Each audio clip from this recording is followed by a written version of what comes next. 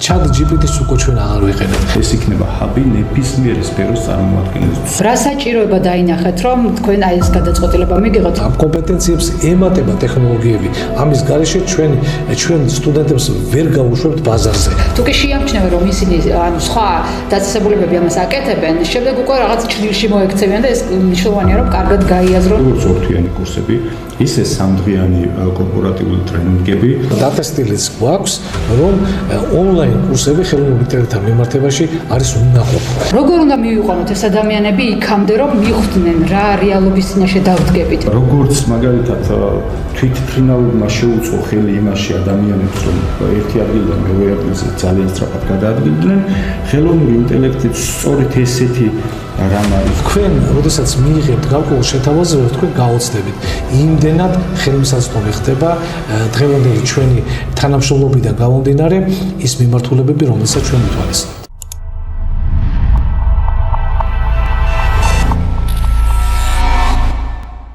მოგესალმებით, თქვენ უყურებთ ტექნოპარკის პოდკასტს, რომელსაც პარტნიორ ორგანიზაციებთან ერთად ამზადებს ხელოვნური ინტელექტის აკადემია. ამჯერად წარმოგიდგენთ საზოგადოებრივი კოლეჯის პანაციას ხარისხის უზრუნველყოფის სამსახურის უფროსი გიორგი ბერაია და ტექნოპარკის წარმომადგენელი ოთარ კვირიკაშვილი.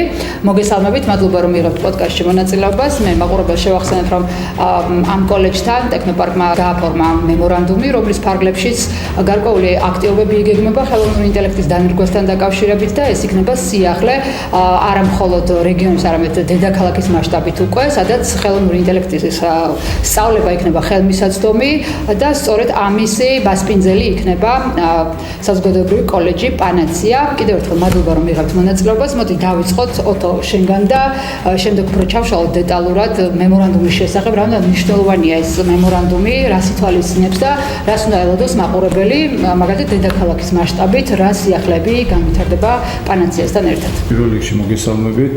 რეალურად რო შევხედოთ ახლა რა სიტუაცია. ჩვენ ძალიან ფრთხილად ვირჩევთ ადამიანებს და ორგანიზაციებს, ვისთანაც ვთანამშრომლობთ. რადგან რეპუტაციას აქვს გადამწყვეტი მნიშვნელობა. რეპუტაციას და პროფესიონალიზმს. პანაციას აქვს ერთიც და მეორეც. სწორედ ეს იყო მთავარი წინაპირობა იმის, რომ ერთად გავგეკეთებინა ისეთი საქმეები და ერთად შეგვიქმნა ისეთი გარემო და ისეთი სივრცე, რომელიც იქნება ფაქტიურად ჰაბი, ხელოვნური ინტელექტის ჰაბი, არა მხოლოდ ჩვენს გარშემო ჩართული ადამიანებისთვის და ვთქვათ მხოლოდ საგანმანათლებლო სივრცისთვის, ეს იქნება ჰაბი ნებისმიერ სფეროს წარმომადგენლისთვის, რადგან ჩვენ გვაქვს უპრეცედენტო მიმართულებები ხელოვნური ინტელექტის კუთხით, რაც ერთი კოლგის ქვეშ აერთიანებს რამდენიმე მნიშვნელოვან საგანმანათლებლო კურსს. ეს იქნება ხელოვნური ინტელექტი ბიზნესში, ხელოვნური ინტელექტი ჯანდაცვაში, ხელოვნური ინტელექტი უძრავკონებაში, ფინანსებში, ხელოვნური ინტელექტი მოზარდების მიმართულებით თუ ასე შემდეგ. გვაქვს თითქმის 20-მდე მიმართულება, სადაც ერთობლივ მნიშვნელოვან საგანმანათლებლო აქტივობებს გავაკეთებთ. და მეორე მხრივ სად არის ახლა, სად იკვეთება პანაციას როლი, ხო, აქ ჩვენ გვინდა ეს კურსები პანაციასთან ერთად გავაკეთოთ, იმიტომ რომ პანაციას აქვს ამ ყველაფერში რაღაცა საფუძველი, ბაზისი იმის, რომ პანაცია არის გამორჩეული კოლეჯი ამ მიმართულებით და ერთობლივი სესიებით, ერთობლივი კურსებით, გაცილებით მეტ სარგებელს მიიღებენ ის ადამიანები, ვინც ზოგადად ეცდება, რომ არა მხოლოდ განათლება მიიღოს, ხო, ჩვენთან, არამედ რაღაცა AI ავტომატიზაცია გააკეთოს ჩვენთან, AI რაღაცა PR-ზე იმუშაოს, production-ზე იმუშაოს, კიბერსერვისებზე იმუშაოს თუ გვეთანამშრომლოს თუ ასე შემდეგ. კი, ბატონო გიორგი, აი ამ შესაძლებლობებზე თქვენ უფრო ვრცლად გვესაუბრებით და აქ მინდა გკითხოთ იდეის შესახებ. რა საჭიროება დაინახეთ, რომ თქვენ აი ეს გადაწყვეტილება მიგიღოთ, რომ ტექნოპარკთან ერთად გემუშავათ ამ ყველაფერთან დაკავშირებით და დაგენერგათ აი სიახლე შემოგეტანათ დაწესებულებაში და არა მხოლოდ თქვენი სტუდენტები იქნებიან, ხო, ამაში ჩართულები იქნებიან სხვა ადამიანებიც, რამდენადაც მე ვიცი, რომლებსაც ექნებათ თქვენი აი ამ სივრცის გამოყენების შესაძლებლობა და თქვენ ამაში ხელს უწყობთ, როგორც აი ეს მასპინძელი დაწესებულება საგანმანათლებლო.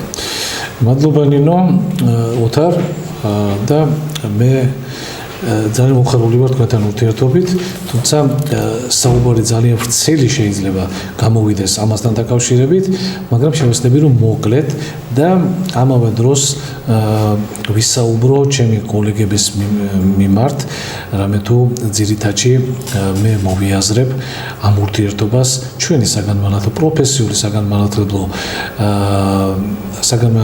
დაწესებულებების არსებული კადრების, ადამიანური რესურსების მიმართ და ამიტომაც მინდა რომ ვესაუბრო მათ, რაში და რა პროცესს ვიწყებთ ახლა ჩვენი თანამშრომლობით.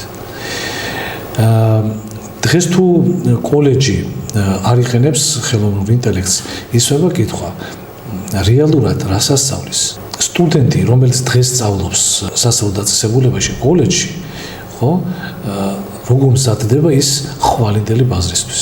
ხელოვნური ინტელექტი ცვლის ზოგადად ბაზარს და ბიზნესს და თან ეს ხდება ძალიან სწრაფად. ყოველდღიურად თითქმის. და აქაც ისმის კითხვა, ვეწევა ამას განათლების სფერო, დავეწევით ამ პროცესებს თუ არა. ამიტომაც ჩვენ გადავწყვეტეთ, რომ ვითანამშრომლოთ ხელოვნური ინტელექტის აკადემიასთან და ჩემო მეგობრებო, კოლეგებო, მოგმართავ თქვენ, რომ ეს არ არის მხოლოდ ტექნოლოგია, ეს არის სისტემური ცვლილებები ჩვენს განათლების სისტემაში. თქვენ კარგად იცით, რომ ჩვენ უშვებთ კადრებს, რომლებიც შეიარაღებული არიან მაღალი კომპეტენციებით. იმ კომპეტენციებით, რომელიც გულისხმობს უნარებისა და პრაქტიკული უნარებისა და ცოდნის ერთობლიობას. ახლა ამას ემატება ხელოვნური ინტელექტი, ანუ ტექნოლოგიები. ეს კი კარდინალურად ცვლის ჩვენს მიდგომებს სწავლების პროცესში.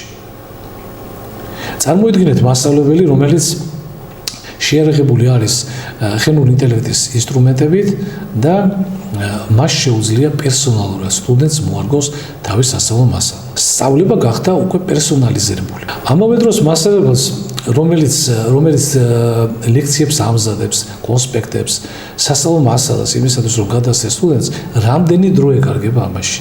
კვირეები, შეიძლება თვეებიც კი.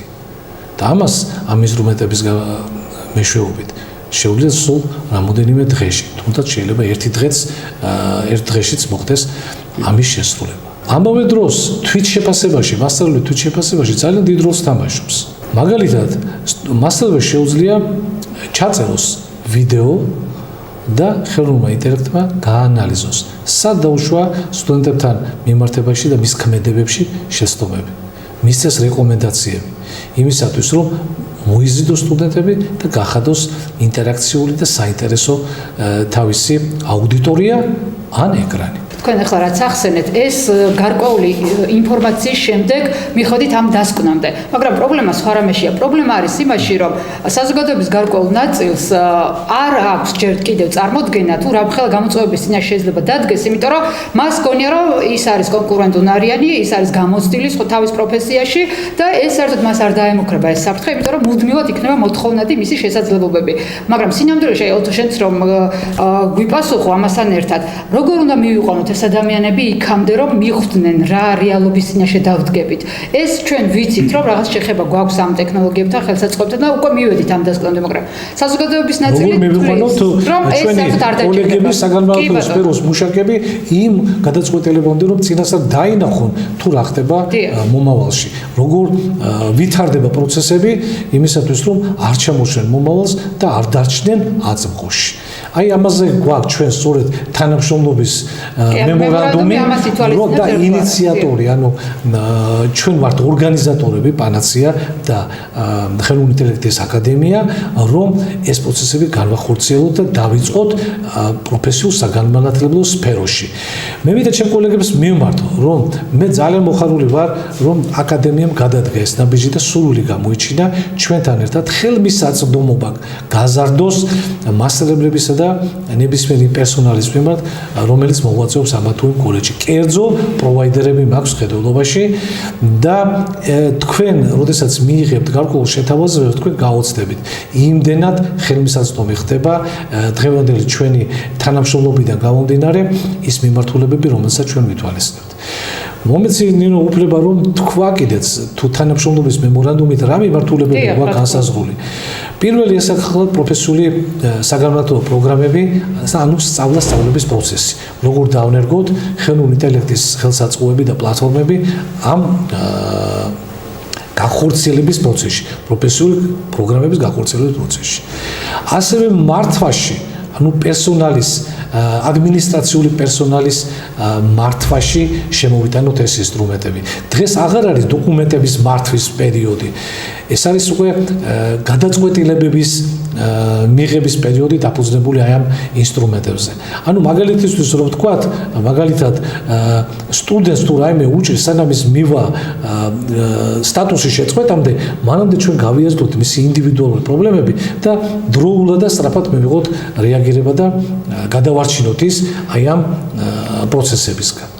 გარკვეული პრობლემის დიაგნოსტიკა ხდება ძალიან სწრაფად. რაც შეეხება პროფესიებს, ჩვენ გვიგვაქვს ჩვენ არ ვასწავლეთ მხოლოდ პროფესიას. არ უნდა ვასწავლეთ მხოლოდ პროფესიას. პროფესია პლუს ხელოვნური ინტელექტი შემოტანილი პროფესიებში. აი ეს იქნება ჩვენი ამოცანა. მაგრამ ამავე დროს ეს ტექნოლოგიები არ გულისხმობს მხოლოდ პერსონალის მომზადებას, არამედ გულისხმობს ბიზნესის განვითარებას. ანუ ეს იმას ნიშნავს, რომ ხელმძღვანელი თანამდებობის პირები, დირექტორის მოადგილეები და ვინც მართავს და მართულობით რგოლში შედის პროფესიულ განათლების და კოლეჯების, სწორედ ისინი დავაინტერესოთ და ვასწავლოთ ხელოვნური ინტელექტის აი ეს ინსტრუმენტების გამოყენება. ისე რომ მხოლოდ chat GPT-ზე არ იქნა დამოკიდებული, რომელიც არის ასე პოპულარული და chat GPT-ს უკვე ჩვენ აღარ ვიყენებთ. პანაცია არის ის კოლეჯი, რომელმაც პირველად აი ამ სფეროში გაიარა გარკვეული კურსი და გაიარა ჩვენმა ადმინისტრაციის და პროგრამის ხელმძღვანელებმა პირველ რიგში და არაჩვეულებრივი შთაბეჭდილებებით არიან. იყენებენ უკვე ამ ხელოვნური ინტელექტის ამ პლატფორმებს და არა ერთს უკვე და შეიცვალა განწყობები, აი რა თქმა უნდა შეიცვალა. უკვე აქვს სურვილი რომ გაგრძელდეს ეს ურთიერთობები და თანამშრომლობა და მეტი და მეტი ისწავლონ ამ სფეროში.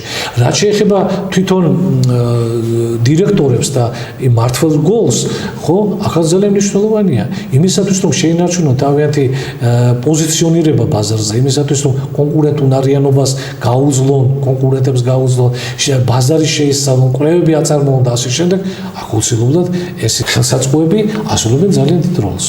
მადლობა და ოთო აი ეს საკითხი რომ გავაგრძელოთ, რაც წეგან ვახსენე, როგორ უნდა მივიყვანოთ ეს ადამიანები იქამდე რომ მიხვდნენ რა საჭიროების წინაშედგანა და რეალურად რა საფრთხე ემუქრება მათ პროფესიონალებს. ნუ დღეს არის ბატონმა გიორგი მაგ ბოლოს ახსენა ChatGPT და დღეს საქართველოში არის წარმოდგენა ძალიან დიდ ადამიანების მასაში რომ ChatGPT გქონიათ ყველაფერი, თუმცა OpenAI-ის პოლიტიკაც, Gemini-ის პოლიტიკაც არაერთხელ მithქვავს, რომ დიდი კომპანიების პოლიტიკაც არის ტექნოლოგიური დემოკრატიზაცია.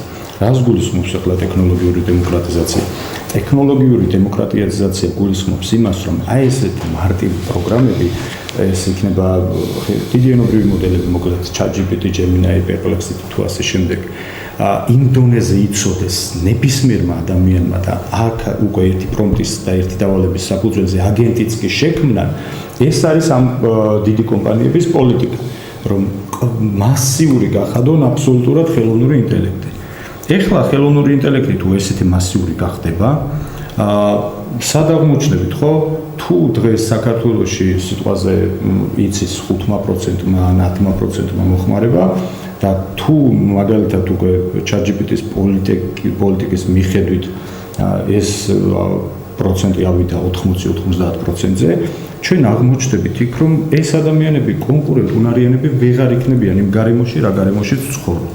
ანუ დგება საჭიროება იმის, რომ შენი პროფესიული მიმართულებით რა პროფესიაშიც ხარ, იმ პროფესიას დააშენო უკვე ხელოვნური ინტელექტის ინსტრუმენტები, რომელიც უშუალოდ მიმართულია შენი პროფესიის მიმართულებით. მაგალითად, ჯანდაცვის მიმართულებით ვინც მუშაობს, საერთოდ არ გამოადგება ის ხელოვნური ინტელექტის ინსტრუმენტები, რომელიც არის სიტყვაზე სოფლის მეურნეობის, ან რომელიც არის სიტყვაზე განათლების და ასე შემდეგ.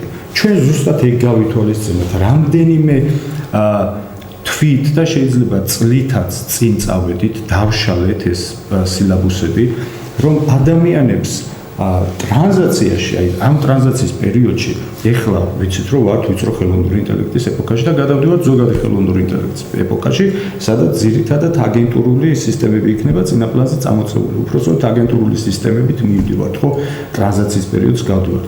ჩვენ გვინდა რომ ადამიანებს გაუმარტივოთ წინ სვლა, რადგან დადგება პერიოდი აუცილებლად საქართველოში და ესაც არაერთხელ მithქვავს, რომ ადამიანები მიიღებენ შოკს იმისგან, რომ ვიღაცებს რო წარმოდგენა გქონდათ, რომ აქამდე რაღაცა 20-30 წელი თავისი განათლებით, თავისი კვალიფიკაციით ძალიან კარგად იყვნენ დამკვიდრებულები სადღაც თავის საკუთარ სამსახურში, შეიძლება გამოუსადეგარი იყოს აბსოლუტურად. თუმცა ხელოვნურ ინტელექტს აქვს ესეთი რაღაც ფუნქცია და ესეთი მიმართულება რა, რომ ყველაზე ძლიერი იქნება ის ადამიანი, ვინც საკუთარ ცოდნას აშენებს ხელოვნური ინტელექტის ინსტრუმენტებს. ანუ ჰაერიდან ესე ვერავინ ვერ გახდება პროფესიონალი, ანუ პროფესიონალმა კიდევ მაყრიდან უნდა დააშენოს ხელოვნური ინტელექტის ინსტრუმენტები, თუ გვინდა რომ ეს ადარებენ ხოლმე ამას პილოტის და თვითმფრინავის სიტუაციას, რომ როგორც მაგალითად თვითმფრინავებმა შეუწყო ხელი იმაში ადამიანებს, რომ ერთი ადგილიდან მეორე ადგილზე ძალიან სწრაფად გადაადგილდნენ, ხელოვნური ინტელექტით სწორედ ესეთი რამ არის, რომ ჩვენ შეგვიძლია გამოვიყენოთ მის შესაძლებლობები. დღეს არის რაღაცა ესეთი მითები, რომ ხელოვნური ინტელექტი ჩაგვანაცვლებს. აი ეს ხელოვნური დამოკიდება სკეპტიკური დამოკიდებულებაც არის და თუ კი მაინც აღარ ვიქნებით საჭირო რაღაცა ვისწავლოთ. ხელოვნური ინტელექტი არ ჩაგანაცვლებს. ხელოვნური ინტელექტი მოახდენს გარკვეული პროფესიების ტრანსფორმაციას, თუმცა ჩაგანაცვლებენ ის ადამიანები, ვინც ისწავლის ხელოვნური ინტელექტის ინსტრუმენტების სწორად გამოყენებას. ეხლა თუ ვიღაცა მაგალითად ელემენტარული ავიღოთ, აი ძალიან დაბალი დონის, ძალიან დაბალი დონის, ანუ AI-ზე რო ვისაუბროთ, ხო? ესაც რო იცოდეს ადამიანმა და თუ ადამიანებს ეცოდინებათ 10-15 ხელსაწყოს გამოყენება, დღეს ნებისმიერ სფეროში ეს ადამიანი იქნება კონკურენტუნარიანი. რა თქმა უნდა, თუ ადამიანი რაღაცა პრეზენტაციას გააკეთებს 2 წუთში, ინფორმაციას მიიღებს, დაამუშავებს, კონკურენტულ ანალიზს გააკეთებს, კონკურენტულ დაზვერვას გააკეთებს, თქვათ ისეთი ხელსაწყოების მეშვეობით, როგორიც არის მაგალითად Perplexity, Kimi და ასე შემდეგ. რა თქმა უნდა, ეს ადამიანი შენთან შედარებით იქნება კონკურენტუნარიანი და ესეთ ადამიანებს ვერავინ ვერ აჯობებს, როგორი გამოცდილიც არ უნდა იყოს, იმიტომ რომ ჩვენ ვართ ადამიანები, რა ვიცი, ვიღლებით, 8 საათზე მეც ვერ მუშაობთ, ვიძინებთ, შაბათ-კვირას ვისვენებთ. ხელოვნური ინტელექტი არის, რომელიც არ იძინებს, არც საჭმელი უნდა, არც სასმელი უნდა, არც პრეტენზიები აქვს. უბრალოდ უნდა სწორი მიდგომა, სწორი საუბარი და თან იმდენად სწრაფად ვითარდება და იმდენად სწრაფად იცვლება გარემო. ეხლა წეგან ბატონმა გიორგი მახსენა, რომ თლიანად კონცეფცია იცვლება ბიზნესის, ქცევა იცვლება ადამიანების, დიდი ტრანსნაციონალური კომპანიები უკვე ფიქრობენ იმაზე, რომ აქამდე სიტყვაზე Google-ში ეძებდა ვიღაცა და Google-ში ყიდულობდა, დღეს როგორ იყიდონ სიტყვაზე ეს ყველაფერი Gemini-დან, როგორ იყიდონ ChatGPT-დან. ამას მოყვა, ანუ ჩვენ გვინდა, არ გვინდა, რომ გავჩერდეთ კიდეც, არაფერი არ გავაკეთოთ, ისე განვითარდება ჩვენს ირგვლივ ყველაფერი, რომ შემდეგ აღმოჩნდებით რაღაც ვაკუუმში, ანუ ვერ წავალთ წინ ვერანაირად. ეხლა ჩვენი თანამშრომლობით ბოდიში ვიყოთ არ ვაჩქარეთ პროცესს, წინ ვიხედებით და ვასწრებთ დროს, რომ ჩვენ დავხვდეთ ამ მომავალს უკვე მომზადებულები. მაგაზე მინდა უფრო ვრცლად ვისაუბროთ, გადავიდეთ პრაქტიკულ ნაწილზე და უფრო საყურადღებო და მნიშვნელოვანია ალბათ ჩვენი მაყურებლისთვის, რომ გქონდეთ ინფორმაცია, როგორ უნდა ჩაერთონ ამ პროცესში. ეს იქნება მხოლოდ გათვლილი თქვენი კოლეჯის წარმომადგენლებისთვის, სტუდენტებისთვის, თუ მაგალითად, როდესაც გავრცელდება ინფორმაცია, სხვა გარეშე პირებსაც შეუძლიათ რომ მოვიდნენ და გაიარონ კურსი. აი რას მოიცავს? ჩემი მხრიდან მე მოგახსენებთ, თუმცა ოთარი იტყვის, რომ ვინაიდან ჩვენ ვართ პროფესიული განათლების ასე ვთქვათ მესვეურები და კოლეჯი პანაცია არის ამ წუთას ახლა ორგანიზატორი და იწყებს უпроსტად ორგანიზებას ძალიან დიდი პროცესისას. ჩვენი მხარდაჭერი გახლავთ კერძო კოლეჯების ასოციაცია საქართველოს, რომლის ერთ-ერთი დამფუძნებელი სხვათა შორის არის თვითონ პანაციაც. მე ნასაუბრები ვარ მესვეურებთან პრეზიდენტთან და ისინი მართლაც გულხურვალედ ხვდებიან ამ პროცესს. რა თქმა უნდა რომ ხვდებიან, იმიტომ რომ ეს არის წინ გადადგმული ნაბიჯი და ეს არის მომავლისკენ გადადგმული ნაბიჯი. მე ვახსენე თავში რომ ჩვენი კომპეტენციები იცვლება, ამ კომპეტენციებს ემატება ტექნოლოგიები. ამის გარეშე ჩვენ სტუდენტებს ვერ გავუშვებთ ბაზარზე. ჩვენ გვინდა თუ არ გვინდა. ისინი უბრალოდ ვერ დაემკვიდრებიან თავიანთ ადგილს ბაზარზე. ამიტომ თანამშრომლობთ რომ რამენაირად ჩვენ შეგვეძლო რომ მარტო პანაციას კოლეჯში ჩავკეტილიყავით და გვეთანამშრომლა თვითონ კოლეჯის მასწავლებლებთან, ადმინისტრაციასთან და რაც საჭირო იყო იმასთან. მაგრამ ვინაიდან ჩვენ ვართ ერთი დიდი საზოგადოების, როგორც არის პროფესიული განათლების საზოგადოება, ამათი წევრი და ამავე დროს ვითვალისწინებ რომ ეს არ უნდა იყოს ესეთი რაღაცა გრანდიოზული ხელმიუწვდომელი რომ ვერავინ ვერ მიწვდეს ამას და ვერავინ ვერ შეისწავლოს, ამიტომ ჩვენ ნაფიქრი გვაქვს ამაზე და ვცდილობთ რომ ხელმისაწვდომიც გავხადოთ და ინტერესიანი გავხადოთ ეს კურსი, როგორც გახდა ეს პანაციაში. პანაციას მასწავლებლები უკვე ფაქტიურად აღარ გვეშვებიან. ყოველდღე გვაწუხებენ რომ როდის გაგრძელდება, როდის გავაგრძელებთ ამ კურსებს. და დიდი ენთუზიაზმიც არის ამ თვალსაზრისით და თუ ადამიანები კარგად უყურებენ მომავალს, ფიქრობენ რომ ამ მომავალში მათ საქმიანობაში, მათ პროფესიონალებს უნდა დაემატოს ახალი ტექნოლოგიები. კი, სხვა დაწესებულებებსაც ალბათ სურვილი იქიდან გამომდინარე უნდა უჩნდებოდეთ, რომ მათ მიერ გაშვებული კადრი უნდა იყოს კონკურენტუნარიანი ტექნოლოგიურ ეპოქაში და თუ კი შეამჩნევენ რომ ისინი სხვა დაწესებულებები ამას აკეთებენ, შემდეგ უკვე რაღაც ჭრილში მოექცევიან და ეს მნიშვნელოვანია რომ კარგად გაიაზრონ რომ მათი მიერ გაშვებული კურსდამთავრებული აღჭურვილი იყოს იმ ბაზრის მოთხოვნებიდან გამომდინარე და პლუს ამას ვიცით რომ ტექნოლოგიურ ეპოქაში ვარ და ამის გარეშე ფაქტურად არაფერი აღარ იქნება შესაძლებელი და შენი აზრი როგორი არის ოთო ამასთან დაკავშირებით ვინ შეიძლება ჩაერთოს ამ პროცესში რომის მასპინძელის პანაცია იქნება? მოკლედ ჩვენ ვფიქრობთ ასე რომ პანაცია აქ ადგილზე თბილისში იქნება ერთგვარი ჰაბი,